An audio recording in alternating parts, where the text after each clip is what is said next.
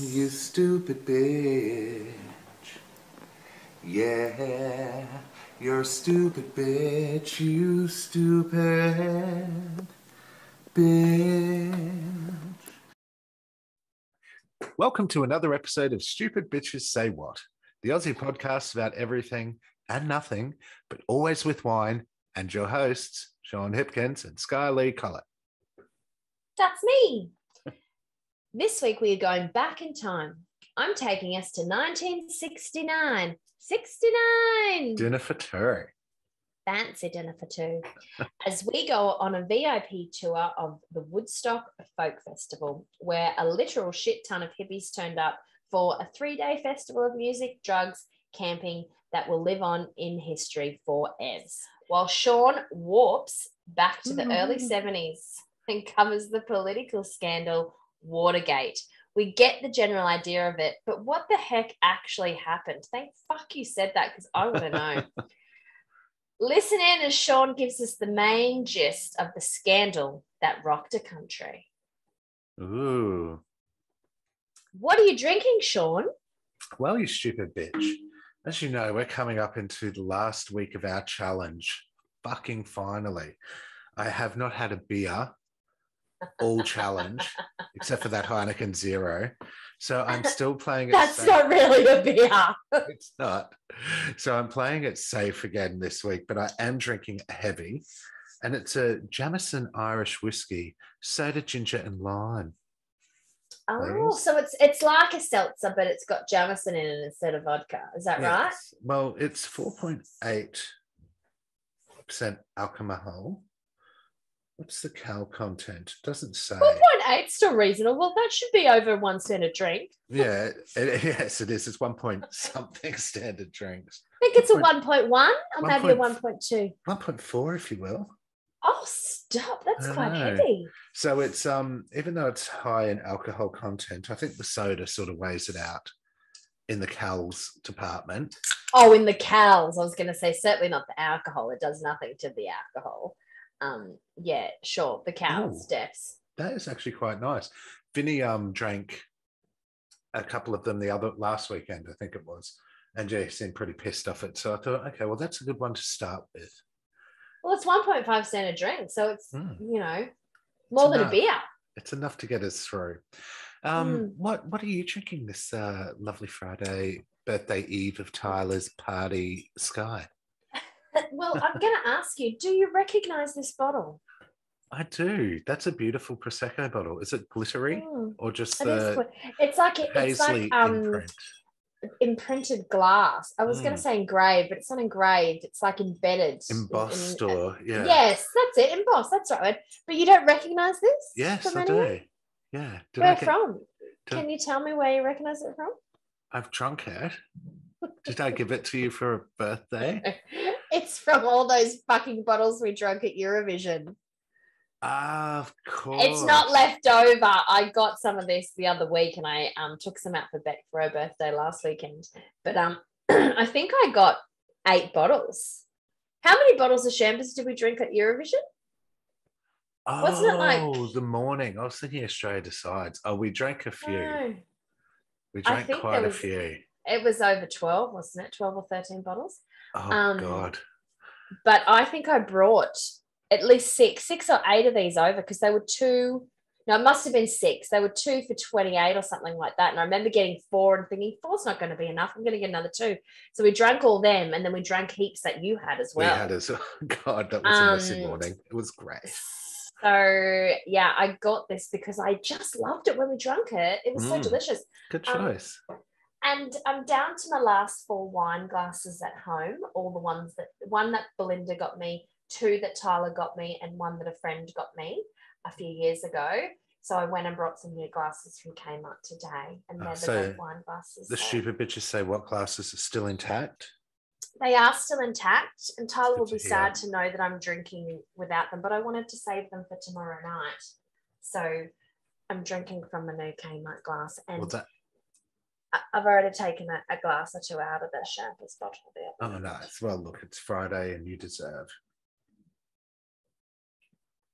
Oh, it's such a great Prosecco, and it's so cheap. What's it called again? Brillet. But it's such a pretty bottle too, like Brillet. Brillet? It says Prosecco Doc. I thought it said dog underneath. Can you see that? Prosecco Dog? Oh, Doc. Yes. Yeah. I thought you said dog too. Doc Well, I thought it said dog, but it says it's Italian touch. We are Prosecco dogs, so aren't we? Total Prosecco dogs. Hang on, let me just see where it's from. It is from Italy. Fuck off. Hmm. Hang on. Wine of Italy. Oh, there you go. Nice. Good old Prosecco. Yeah, but it's 2 for $28. That's reasonable. That's right, and it tastes expensive. So, yes. Listeners, go buy yourself a bottle. It's over $10 a bottle. That's an expensive bottle in my eyes. Sure. So, how's your week been? Week has been good. Very busy. I didn't go to work today. I had the day off because I'm getting the house in order for Tyler's birthday party tomorrow night. He's turning 24, listeners. If you've done the maths, from my birthday, I turned 42. I'll let you think about that if you didn't know about the age difference between the two of us. Age smudge. I know, right? It's laughable to me now. What else was I going to say? Oh, so we got a king bed today, delivered today. Oh, nice. And have you? No, first night is tonight, sleeping in it. So thanks to all the wedding peeps who gave us generous cash gifts. That's what you're able to get with it. Everything. Oh, we still had to put a little bit of cash to it, but it mostly covered it. But I had already brought the weekend before because we were tossing up about whether or not we got a king size or a super king. Yeah. And I know you have a king size, yes. but you had said to me that you got a super king quilt for it. Yeah. So I thought, well, look, regardless of what we do, we needed a new quilt because it's been so cold, and our quilt was just a quick one that I got from Kmart when we first moved in because we got rid of all our quilts before we came into state. So I had a cheap one. I was like, it's so cold, I need to get a new quilt. So I got a really good one the other week, and I got a super king because I thought either way, we get a king or a super king, I'll take your advice and still get the bigger blanket. Anyway, so we went shopping only on, I think it was Monday or Tuesday, my lunch break, actually. We just went down the road. And then we were umming over the super king versus the king. And we ended up going with the king because the super king's quite expensive. To get the bed base was even more expensive to match. And we couldn't, because they don't ever have any on display either, you can never really get a good picture. Like, they give you the measurements, but it's not the same thing. Like, thinking about the measurements is not the same as seeing it in real life. See it. Yeah.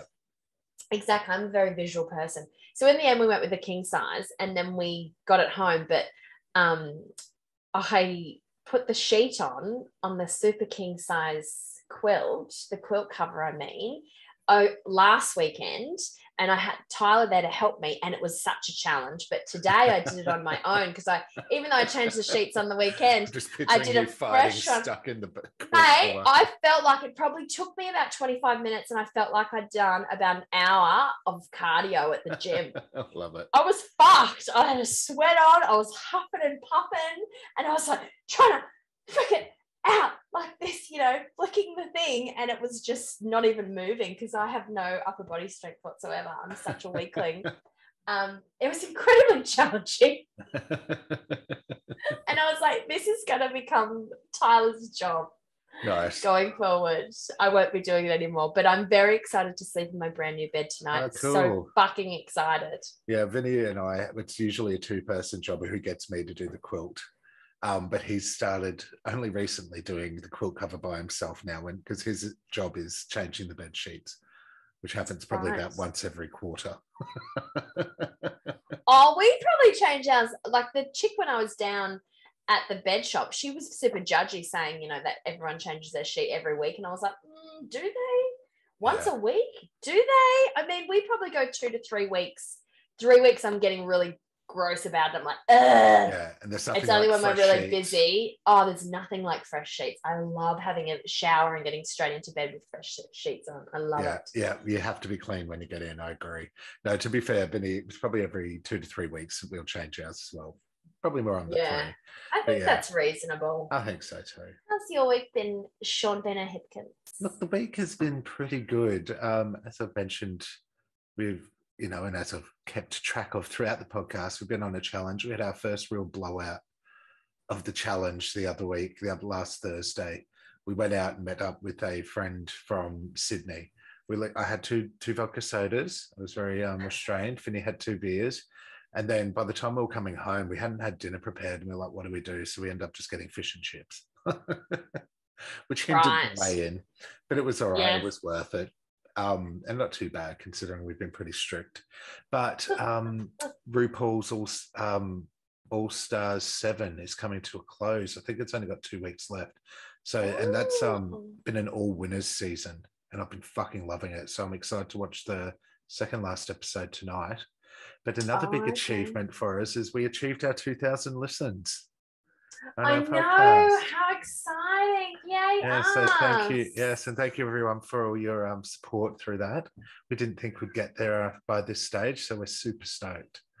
Yes, we are super stoked. We're over 2,000 now, so that's great. Thank you, everybody. And thanks to all our new US listeners. We've got quite a few now, quite a few different states as well, and some people in Italy. So, hi, Italia. Hey, everyone. Drinking the wine. That was totally not planned. Completely accidental. And California, I see, it's just exploded. If you click on California, it's just like so many people there. So that's been great. Been great fun.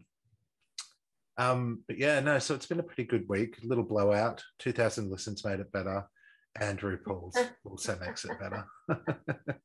Nice. So should we?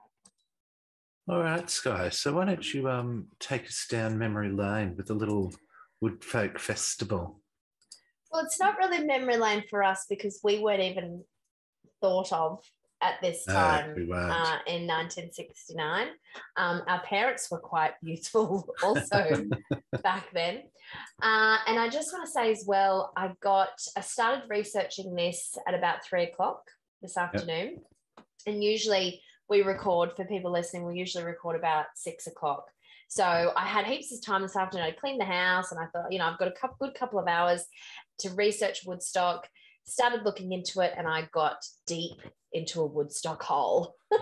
And I started clicking on link after link after link. And then before I knew it, I was like down these rabbit warrens of like artists that played and things that happened in their lives. And so it was really hard to keep to the actual facts of Woodstock because there's so much information out there. So if I miss something really crucial, please accept my apologies. And please, as always, send us a message or an email at stupidbsaywhat and let us know what we missed. That's your favorite, piece of information about Woodstock, but there's so much stuff out there. Okay, so Woodstock Music and Art Fair, most commonly referred to as Woodstock, was a music festival held from August 15th to 18th in 1969 on Max Yasgur's dairy farm in Bethel, New York. Apologies if I get the pronunciation of his surname wrong. So Yasgur was a New York native, born to Russian Jewish immigrants. He was a farmer and the largest producer of milk in Sullivan County in New York. Yes. Massive farm. So I think it was like, I don't know, something like 63 hectares or something like that. So it's a huge amount of land. It's a lot of land, yeah. A lot. I don't know how many hectares. A lot of acres, a lot of hectares. He had if he was the largest milk producer in the county, then he had a fuck ton of land and a fuck ton of cows. A total fuck ton of cows. So he sold the farm in 1971, so a couple of years after Woodstock. Probably just got destroyed after Woodstock. It's like there's no coming back from it. Well, they already had quite a bit of rain, so this was his way of, finding another way to fund hay and things that he needed for the upcoming seasons. So he didn't make as much money in the previous seasons as he had anticipated because of things that had impacted him. So that's how he got involved with it. Interesting. Yeah. So he sold the farm in 1971 and retired to Florida, where he died in 1973 at age 54. So he was only a young fellow. So 5 years after Woodstock, he passed away, sadly. In later years, it was revealed that Yasgur was a Republican who supported the Vietnam War. However, Michael Lang, one of the main Woodstock promoters, who did all the fun stuff, Lang did, considered him to be his hero. Yasgur's earlier early death prevented him from ever being interviewed and answering questions about his motivations to hold the festival. He was paid $10,000 for the lease of his farm fields, which is, I believe, about the equivalent of 70,000 US these days, approximately. Right. So a lot of money back then. And you'd probably get if it was done these days, you'd get a lot more than 70 grand too, I'd imagine. Oh, shit ton. And also the promotional stuff that he would get kickbacks from and the things that were sold back then, that none of that existed. Yes. So he didn't get anything else. So another thing to mention about Yazga's leasing of the land was that it was highly protested, and he received threatening phone calls to stop using his premises once they were announced as the venue. Signs were erected around town saying local people speak out, stop Max's hippie festival, number 150,000 hippies here. And that's because that would have been one of the biggest things too, is they wouldn't have won hippies because they're all free love and all that stuff. And exactly right. And they also had a sign, buy no milk, because it was the biggest milk provider, which I think is hilarious, because people's lifestyles in the 1960s relied so heavily on milk. It wasn't the days where you fucking had soy milk and almond milk and all that shit. Yeah. Like, everyone had cereal, everyone had coffee, everyone put milk in their food. So to say to people, don't buy the milk, where the fuck were they going to get their milk from? Yeah, exactly. It was such an important staple. Yeah, and you didn't transport it across state lines unless you had to. You couldn't just go and just jump over and go, hey, I'll buy some milk over here. It was like, as if people are going to not buy the fucking milk. So to boycott his milk sounds a little insane to me. They were only really harming themselves. And boo, anyways, it happened despite their carry on and was awesome, and ended up having more than 400,000 hippies anyway. More than the 150 they were worried about. Yeah, totally. Like more than double that. So fuck them. So Yazga was 49 at the time and is quoted as saying, if the generation gap is to be closed, we older people have to do more than we have done. Yeah. Some people claim that was his underlying reason in leasing his land. So there was monetary things that he got from it, but ultimately it was to bring the older and younger generations closer, which was a real issue of the time. If you think of some of the songs that were written back there, it's like the older people need to try to relate to the young people, and because the older people were fine with the war, but it was mostly the younger people who opposed it. And there was such a difference in opinions, like a real big difference in opinions between the young ones and the elders. Yeah. The generational and it was their future. Yeah. It was the young people had and it was them going off to war. Exactly. Yeah. And people didn't listen to them. And so there was a real like us and them, old people versus young people everywhere. Yeah. So apparently he also established a rapport with the concert goers very quickly. When he heard that locals were charging people coming in for drinking water, he pulled together friends and supporting locals to provide all their glass bottles that he filled and had handed out for free. Oh, cool. He also gave away all the milk and milk products he had at the dairy. Oh, wow. What a dude. Yeah, so I'll talk a little bit about the promoters and what the planning was in terms of how many people they expected. But you've seen the imagery. Yeah. Again, where people just got out of their cars and walked at one point, didn't they? Yeah. Yes, and it wasn't like the time of food trucks where people just drive up with their vans and say, tacos, $5 tacos. Like, there was no food around. There was nothing. So these people would have starved, really, if people didn't pitch in and help them and give them supplies. Like, and they were hippies, so they just didn't give a fuck. They just got in their car, drove to Woodstock, and we're going to fucking party. Yeah. And didn't really think about food and water and supplies and the things that they needed to live. So now I teed up a little bit at this, but I'm going to read what he said when he addressed the crowd on the third day of the festival before Joe Cocker performed. Do you know who Joe Cocker is? Yeah. Yeah, he sings the Wonder Years song. Yes. So one of my favorite artists, I just love him so much, and I would literally go back in a time machine right now if I could go see Joe Cocker perform at Woodstock. It would be fucking amazing. And if you love music from the 70s, one of my favorite records of his is Happy. It was, I think, in 1971. Such an amazing record. I've got it on vinyl. Next time you're over, I'm so going to make you listen to it. But right before Joe Cocker performed, Yasgar got up on the stage and said, "I'm a farmer. I don't know how to speak to 20 people at one time, let alone a crowd like this. But I think you people have proven something to the world, not only to the town of Bethel or Sullivan County or New York State. You've proven something to the world. This is the largest group of people ever assembled in one place. Wow. We have had no idea that there would be this size group. And because of you, we've had quite a few inconveniences as far as water, food, and so forth. Your producers have done a mammoth job to see that you're taken care of. They'd enjoy a vote of thanks. But above that, the important thing that you've proven to the world is that 500,000 kids, and I call you kids because I have children that are older than you are, 500,000 young people can get together and have 3 days of fun and music and have nothing but fun and music. And God bless you for it." Oh, bless him. I got little goosebumps. This is on the third day. I know, this is on the third day that he said that. How beautiful. Yeah. And his speech was met with a massive cheer from the audience. I could imagine the fucking roar that would have come out. And like, it's so crazy because he died a couple of years after and no one ever really got to get his perspective on it all. Like, there's suspected information about his motives and his belief system and why. Or just hearing his story as well about it all. And it'd be an amazing interview that they would have 20 years afterwards.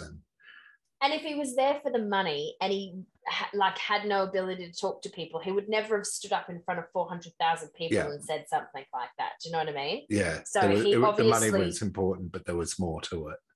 Yeah, I think he felt really moved by it all. Yeah. So back to the festival itself. The festival was billed as an Aquarian exposition. Okay. 3 days. So it was called an Aquarian exposition, 3 days of peace and music. So the age of Aquarius was a big deal to hippies, but I didn't have time to research this as well to do justice to Woodstock. I told you, I got stuck in that hole, man. Yeah. This is the dawning of the age of Aquarius.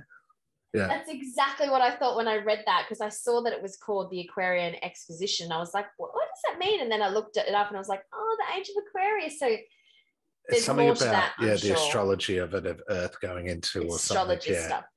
Yes, exactly. So, and most commonly referred to as the Woodstock Festival, the Woodstock Rock Festival, or the Woodstock Folk Festival. Yeah. As I mentioned earlier, it attracted an audience of more than 400,000 people. 450,000, I believe, was at its actual peak. Yeah. And that was right towards the end. And a lot of people started leaving after that. So it went quickly to 450 and then boom, people started to go their own ways. 32 acts performed outdoors despite sporadic rain. Yeah, because it turned into a mud fest too, didn't it? It was a shitstorm, mate. So Woodstock was initiated through the efforts of Michael Lang. So he was the guy I talked about before who said that, called Yasgar his hero. Artie Cornfield, Joel Rosenman, and John P. Roberts. Roberts and Rosenman financed the project. Lang had some experience as a promoter, having co-organised the Miami Pop Festival on the East Coast the previous year, where an estimated 25,000 people attended the 2-day event. Fucking nothing compared to what he did for Woodstock. He'd be like, oh, fuck. From the start, there were differences in approach among the four. Roberts was disciplined and knew that was what was needed for the venture to succeed, while the laid-back Lang saw Woodstock as a new, relaxed way of bringing entrepreneurs together. When Lang was unable to find a site for the concert, Roberts and Rosenman, growing increasingly concerned, took to the road and eventually came up with the venue, which was Yasgar's farm. Yeah.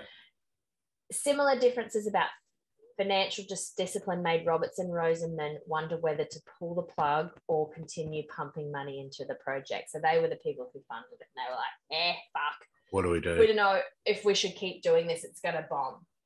But then in April 1969, Creedence Clearwater Revival became the first act to sign a contract for the event, agreeing to pay for $10,000, which was the same amount of money that Yasgar got for leasing the farm. Yeah.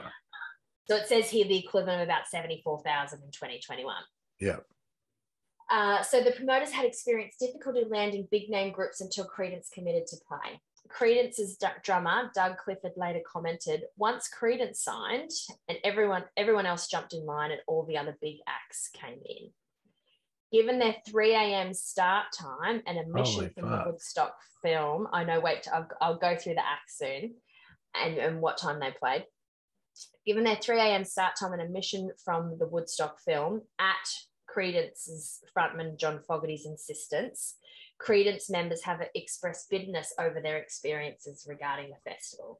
So they were the ones who kicked it off, really. If they hadn't signed on, who knows what would have happened. They were the first of many big bands to come on board. They got a dodgy time to play. Yeah, 3 a.m. Fuck. But you can imagine trying to bring all those people together, and certain people would have had other commitments and could only be there at one time or another. And people would still be up on their LSD. Oh, absolutely. Their LSD. Yes. So Woodstock was conceived as a profit-making venture. It became a free concert when circumstances prevented the organisers from installing fences and ticket booths before opening day. So people just fucking started So how did coming. they make their money? So they didn't. So I guess they made the money that they set out to make. So from the initial ticket sales. Yes. Yeah. So tickets for the 3-day event cost US $18 in advance and $24 at the gate, equivalent to about $130, $180 today. So, reasonable, about what you pay. You probably pay more than that for a 3-day concert. Yes, definitely, yeah. So ticket sales were limited to record stores in the greater New York City area, or by mail or post office box at Radio City Station Post Office located in Midtown Manhattan. The organisers had originally anticipated 50,000 and ended up selling 186,000 tickets. Okay. So how they had planned the festival and the venue was really for 50,000, but then it kept going up and up and up to 186,000. But do you remember how many people eventually showed up? Yeah, triple that.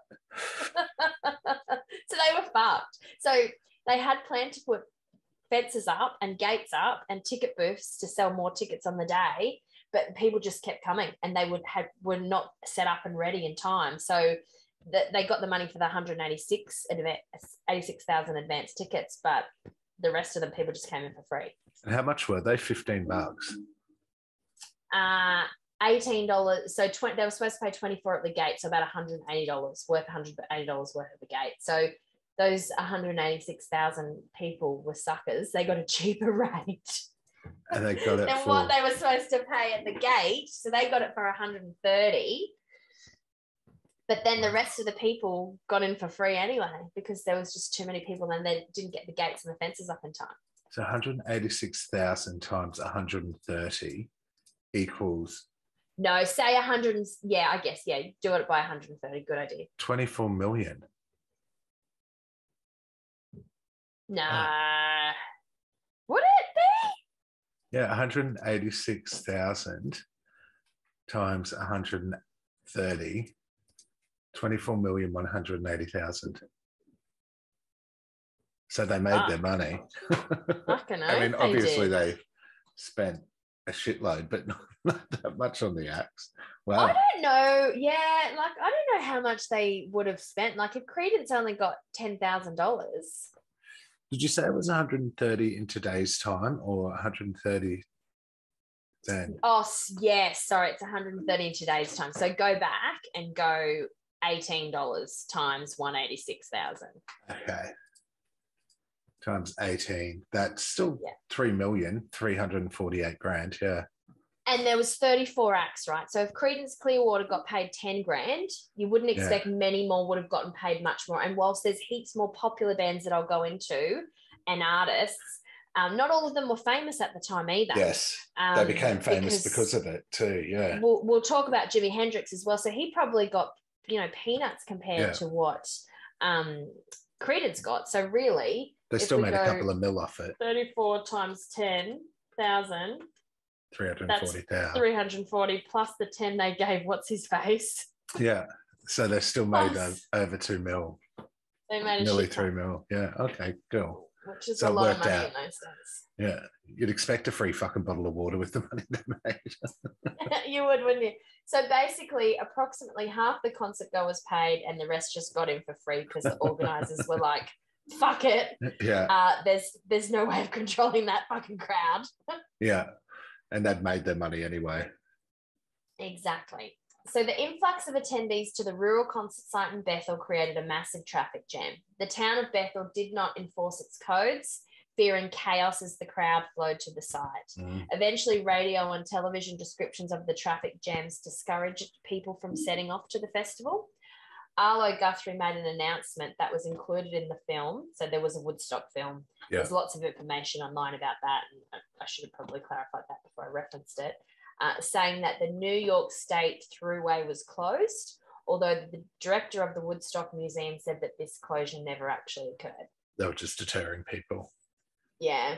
To add to the problems and difficulty in dealing with large crowds, recent rains had caused muddy roads and fields. The facilities were not equipped to provide sanitation or first aid for the number of people attending. Hundreds of thousands found themselves in a struggle against bad weather, food shortages, and poor sanitation. Oh, yeah, the shitters. There would have been no portaloos, and oh god.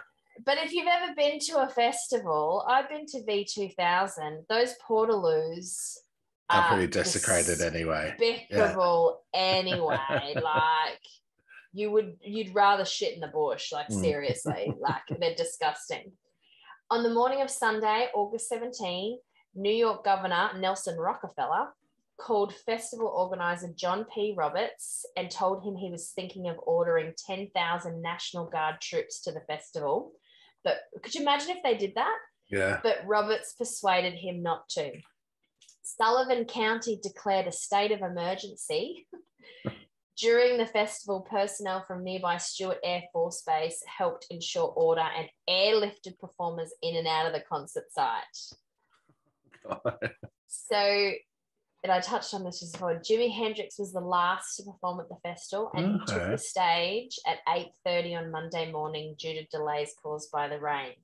The audience had peaked at an estimated 450,000 during the festival, but was reduced to about 30,000 by that point. Oh, wow. Many of them, yeah, I know, because they just all left because the conditions were so bad, and they just had a gutful, I think. The drugs have worn off. Yeah, they're coming down like a motherfucker. They're coming down hard, they're filthy, covered in shit. Yeah. Like, fuck this hellhole. I need a warm bed and a shower. So there was about 30,000 by that point. Many of them merely waited to catch a glimpse of him, then left during his performance. Hendrix and his new band Gypsy Sun and Rainbows were introduced as The Experience, but he corrected this and added, "You should call us a band of gypsies." They performed a 2-hour set, including his psychedelic rendition of the national anthem, which is now super famous. Yeah.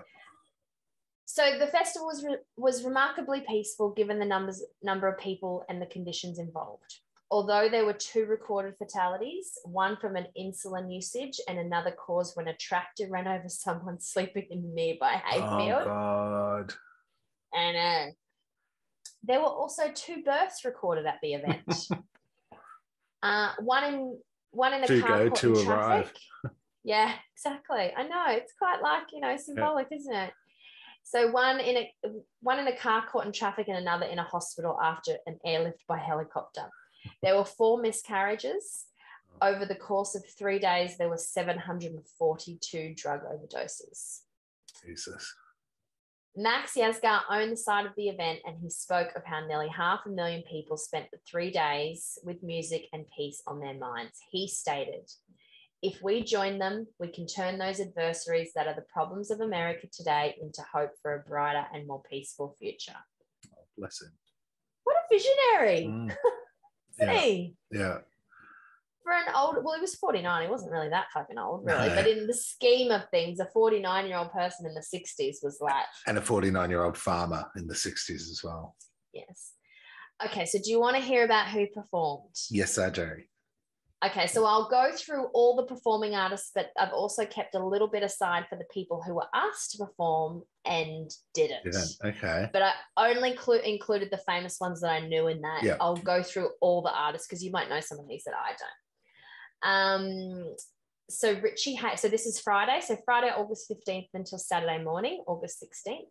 Richie Havens, Swami Satchidananda, Sweetwater. I've heard my parents talk about Sweetwater. Bert Sommer received the festival's first standing ovation after his performance of Simon and Garfunkel's America. So he played from 8:30 to 9:15 p.m. Tim Harden, Ravi Shankar played Through the Rain. That was at about 10:30. Arlo Guthrie, that was the guy who said that they'd close the highways. Right. He played until after midnight.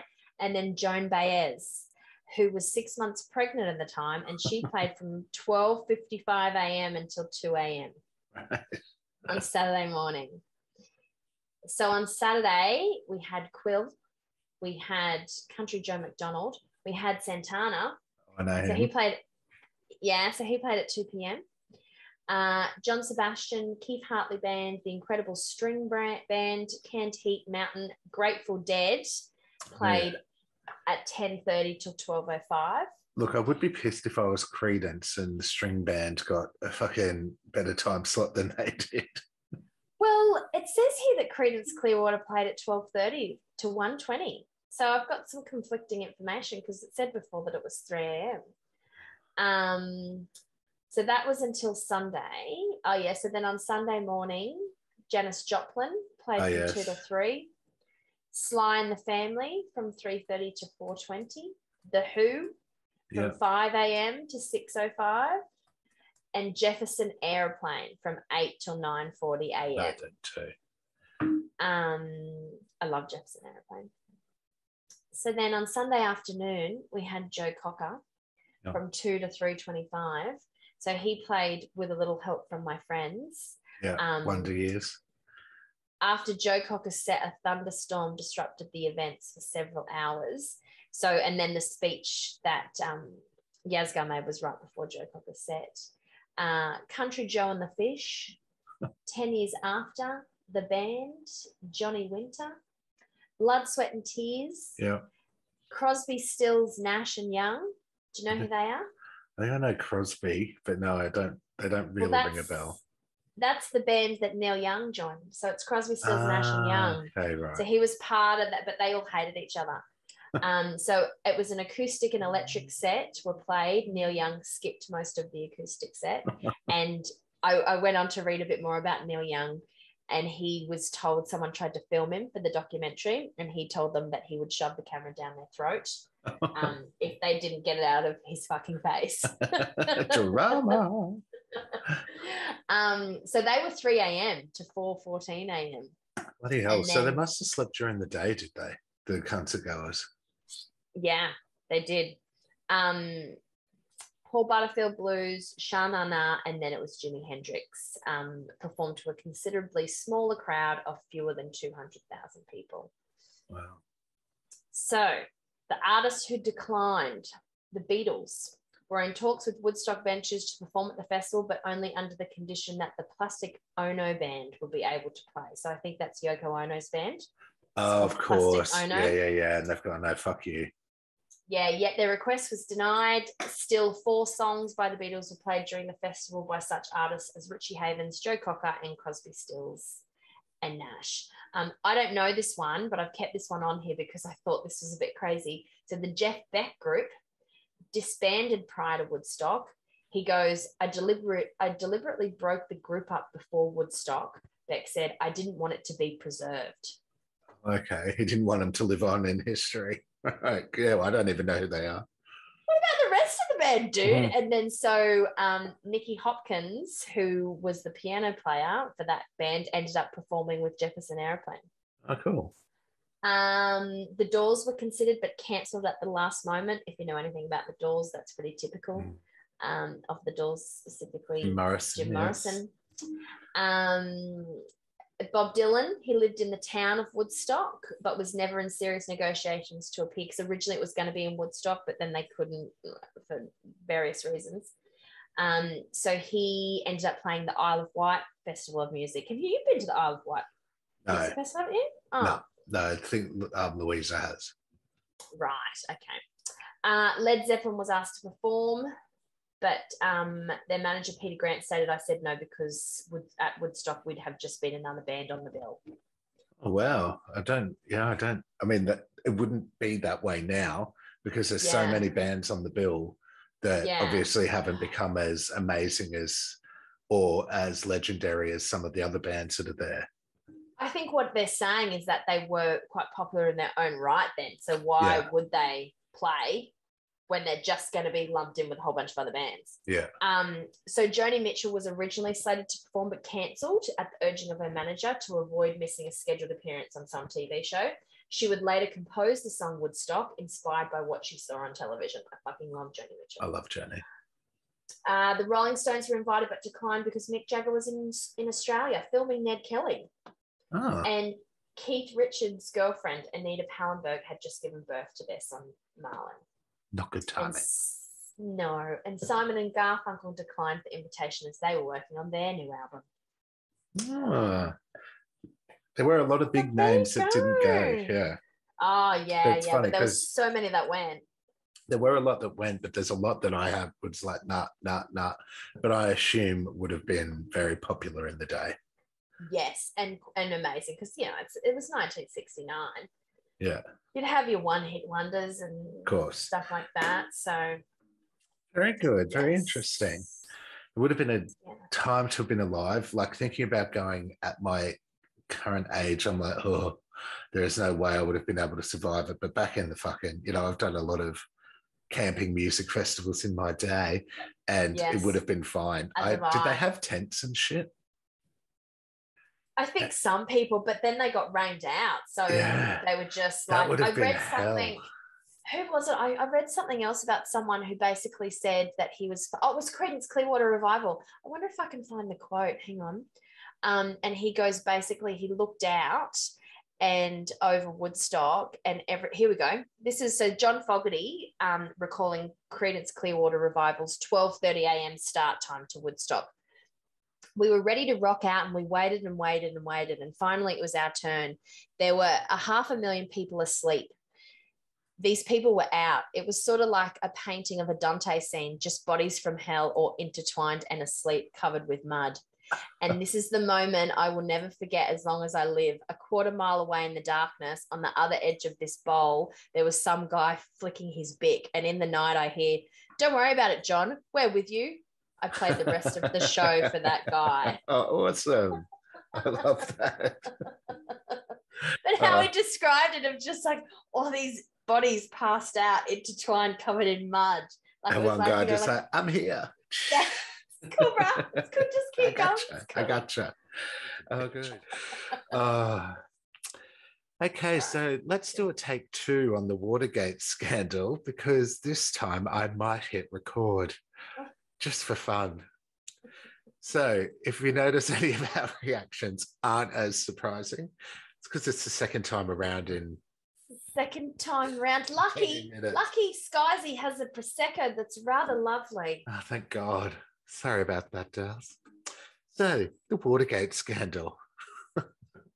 We've all heard so much about... Watergate scandal? I don't know anything about it. Oh, wait till you hear this for the first time.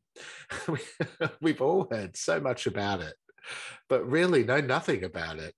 I know nothing about it.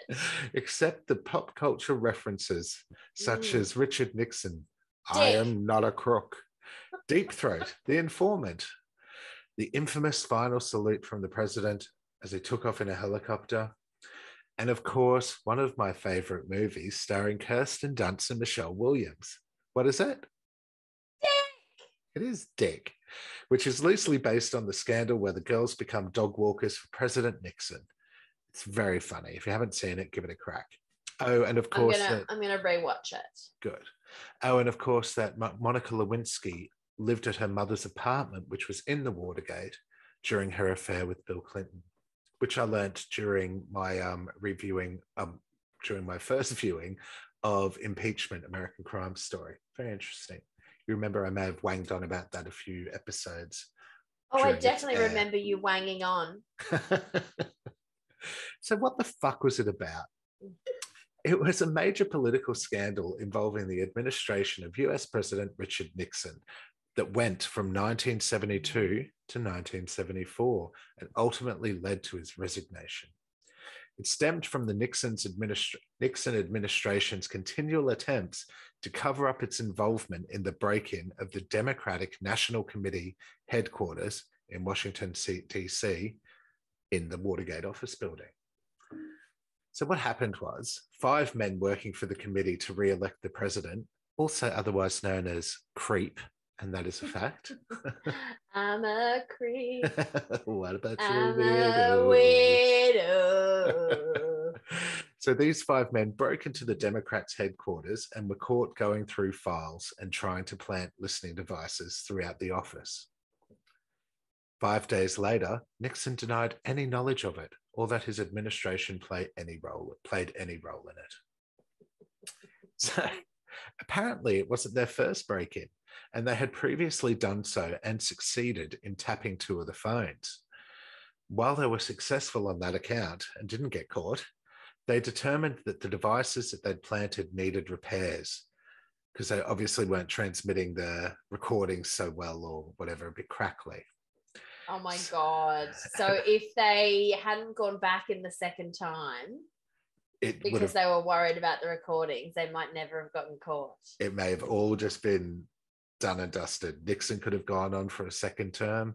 Who knows what the future could have held for American politics and presidency. It's a little bit like sliding doors, isn't it? It is. In a parallel universe, they actually succeeded. Nixon could still be in power. No, is he dead now? He did just die I'm going to say recently, but due to our facts retelling ability, that's probably not true. Our hashtag inaccuracies. So, as saying, they determined that the devices needed repairing, and so they planned a second burglary to take care of the situation.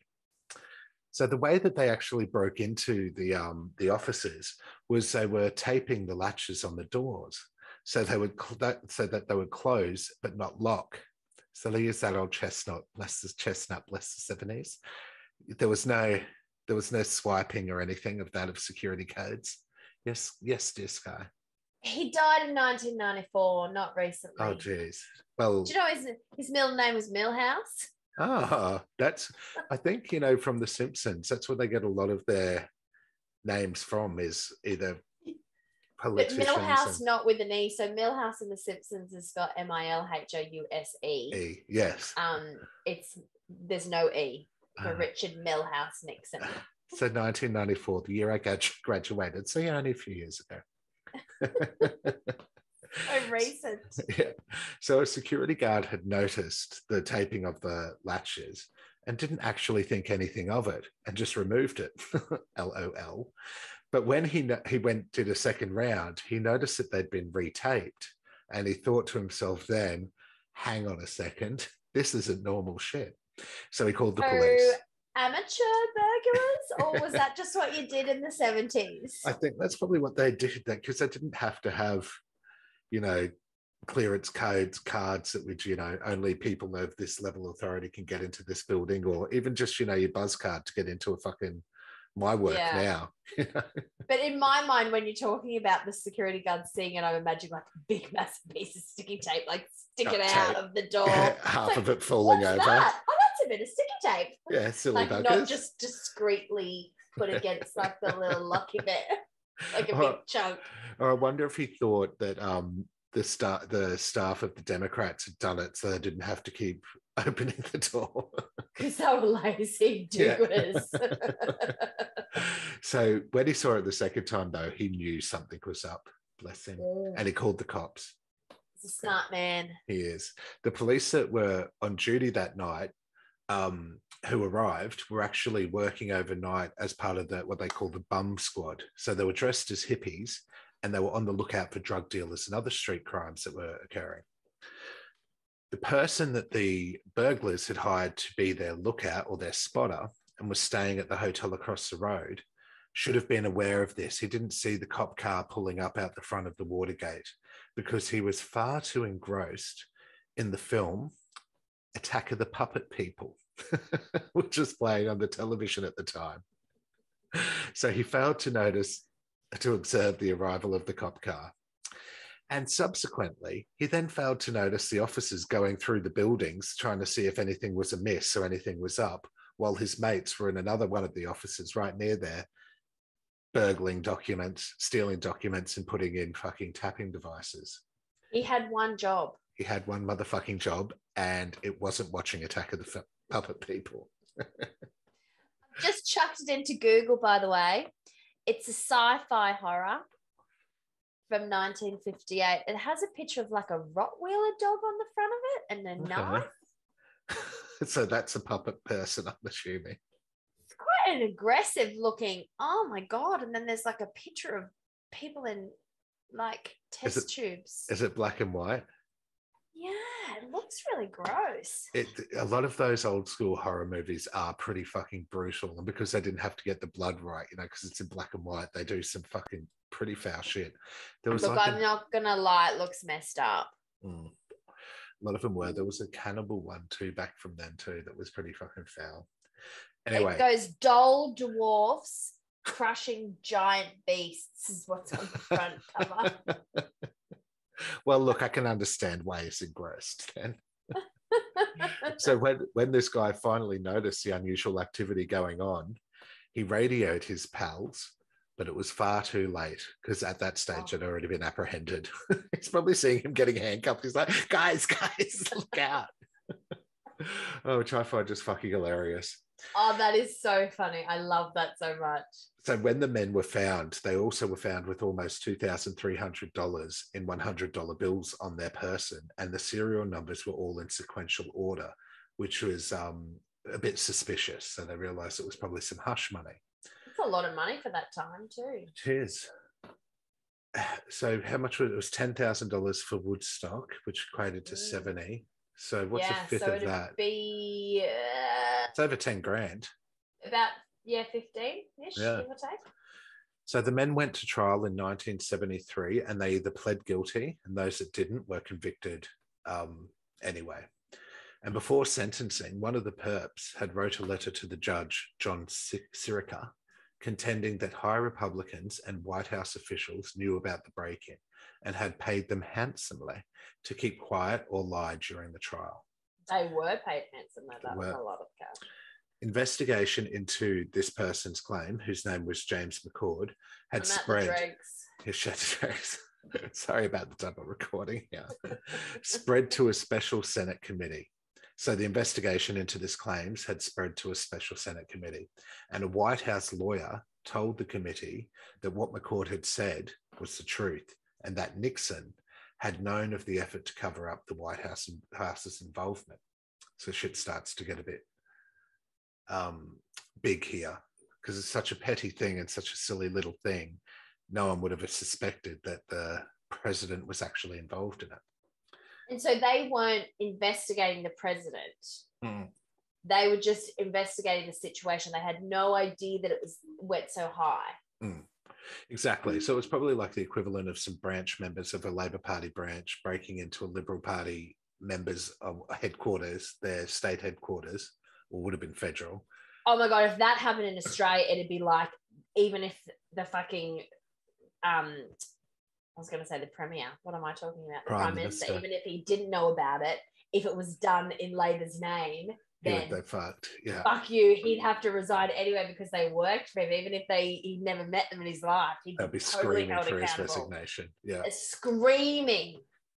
So eventually all sorts of damaging stuff had begins to surface, including evidence that key documents linking Nixon to the cover-up of the break-in had been destroyed, that the Nixon re-election committee, CREEP, had run a dirty tricks campaign against the Democrats. Or AKA weirdos. And that the administration had illegally wiretapped the phones of enemies, such as journalists who had been critical of Nixon. So all this starts to bubble to the surface. In March of 1974, the former Attorney General, so the former ones who was either sacked or resigned, John Mitchell, and 6 top Nixon aides were indicted by a federal grand jury for trying to block the investigation. So they're trying to do whatever they can to protect the president. They were eventually all convicted as well. So while Nixon continued to deny any involvement, it was revealed he routinely made secret tapes of his conversations in the office. So this is where his paranoia comes into it. So he's always recording stuff to have information, either on other people or to get dirt on other people. He refused to turn over the tapes at first, and when he did agree, after firing a special prosecutor that he had appointed to look into the mess, so he appointed someone, then sacked him when they couldn't do anything. And seeing his new Attorney General resign in protest of the sacking, it turned out that some of them, the tapes, were missing or had been destroyed. They were also worst boss in the world. And the tapes were also full of profanity. So he swore like a trooper, which greatly surprised people who had an entirely different perception of Nixon. They thought he was a very clean-cut, upstanding citizen. In the summer of 1974... He looks like a weirdo. I'm sorry for our American listeners who might like him, but he looks like a massive weirdo. He does it's a bit like a Rottweiler. Yeah, it's a bit like... wobble. What's the English Prime Minister? Winston Churchill. Or maybe it's just the pop culture references that I've seen, because I've probably seen more impersonations of him in which would have exaggerated. Actually been him in real life. So in the summer of 1974, the House Judiciary Committee approved articles of impeachment against the president for obstructing justice. So that's what they were impeaching him for, obstructing justice. The tapes clearly showed Nixon had been part of the cover-up.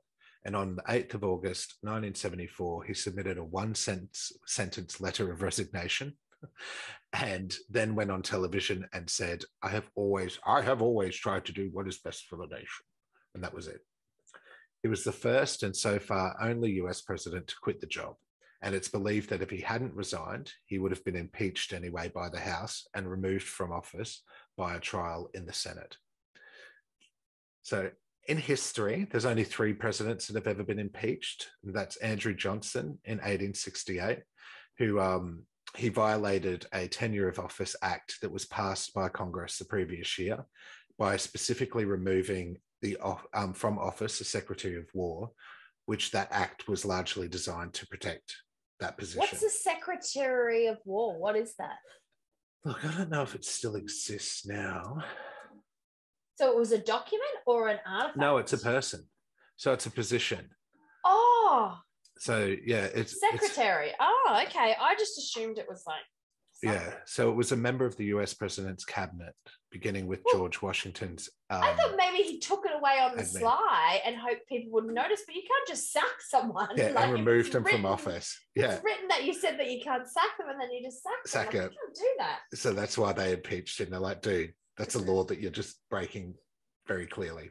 Bill Clinton, as we know, was impeached in 1998 for lying under oath when being investigated in the Clinton-Lewinsky scandal. I did not have sexual relations with that woman. And he did.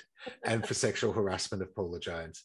Donald Trump has also been impeached twice, once in 2019 for abuse of power in pressuring the Ukraine to investigate his political rivals ahead of the 2020 election, while withholding a White House meeting with Ukraine and $400 million in US security aid from Kiev.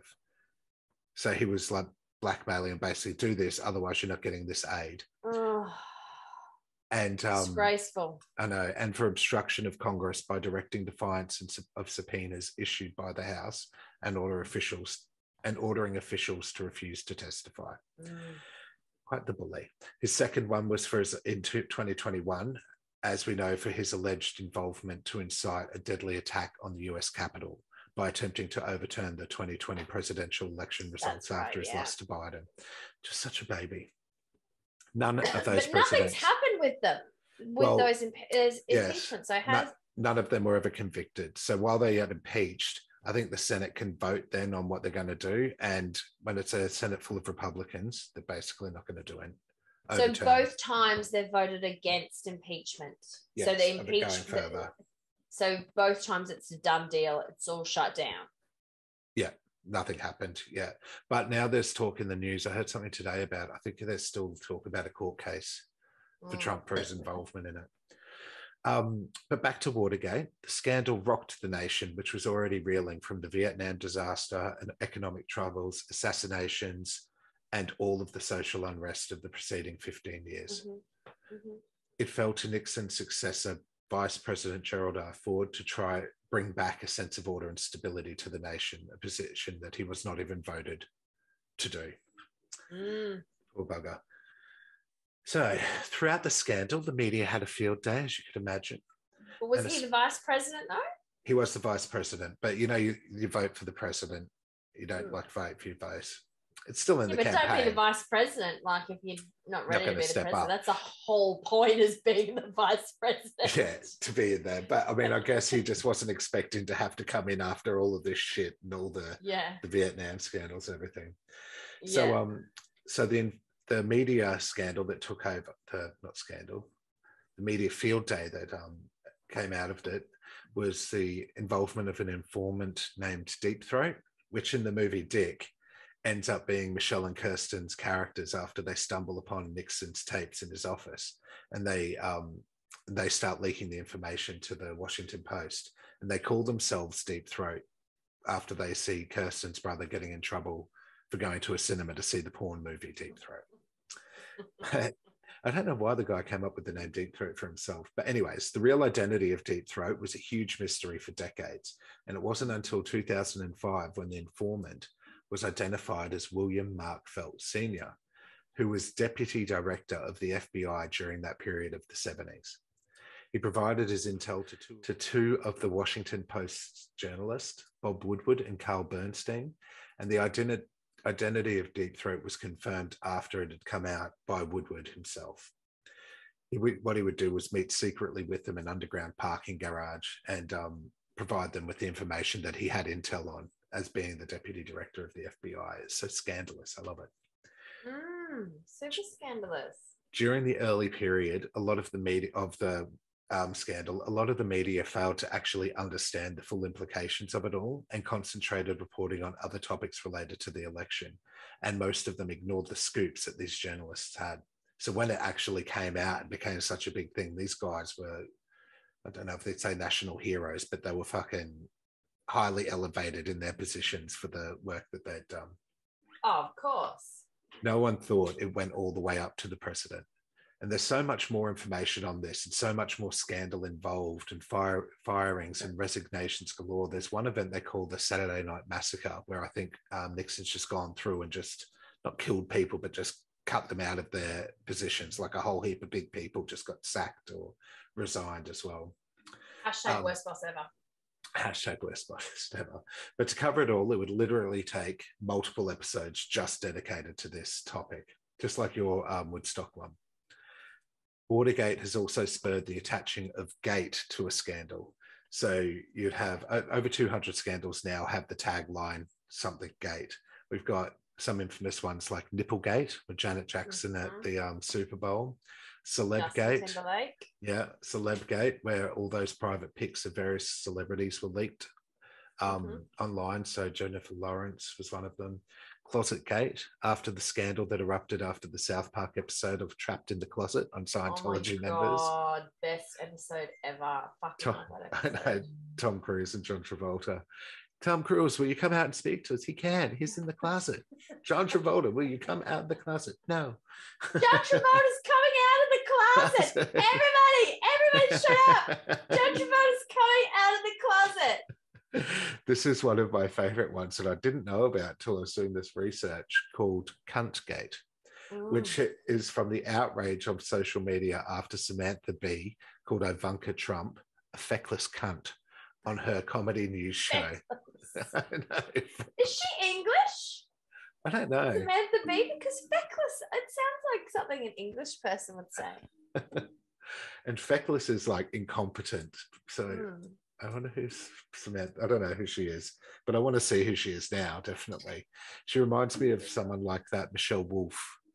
comedian. I've heard of her. I think she was quite a big deal for a little while. Oh, she's quite pretty. She's Canadian American comedian, correspondent, political commentator. So right. yeah, she's So it's, yeah.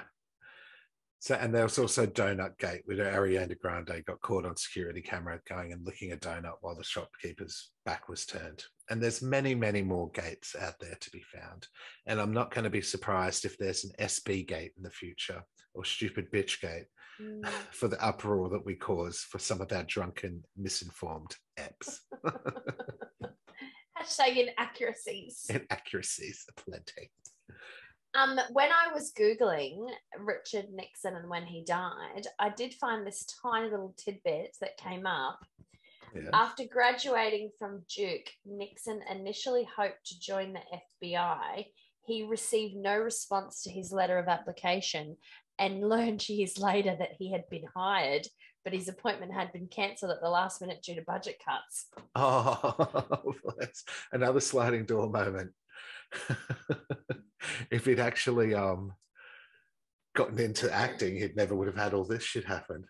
Yes. It's amazing what can happen just from one little bit of fucking, you know, it's just one little instance can just change the course of history majorly. Did you say acting? No, one little act of something, and like, then I changed it to the one. FBI is not acting. No, Ronald Reagan was the actor.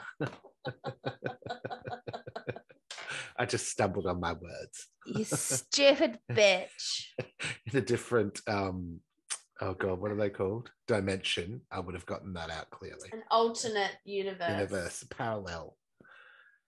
So that's my Watergate scandal in a nutshell for the second fucking time. It's much quicker than the first time. Oh, look. Sorry if it is quick too, people. We just had to do it back to back because a motherfucker forgot to hit record. Well, thanks for listening to this week's episode of Stupid Bitches Say What. We hoped you enjoyed our trip back in time and learned a thing or two. Hashtag don't blame us for the inaccuracies. And it's funny that this is our back in time app where we literally did go back in time and re-record half the episode. Hashtag heavily researched. Tune in next week for our season 3 finale, our What's the Haps episode, which we cover the current affairs that piqued our interest throughout July 2022. Thank you so much for telling your mates about us so far and getting us over the 2,000 play line. Hey, we love you for it. And keep on leaving those reviews and giving us those ratings. Yes, please, stupid bitches. Bye, stupid bitches. Good night. Bye. Yeah, that stupid bitch. He's a stupid bitch. What a stupid bitch. That stupid bitch.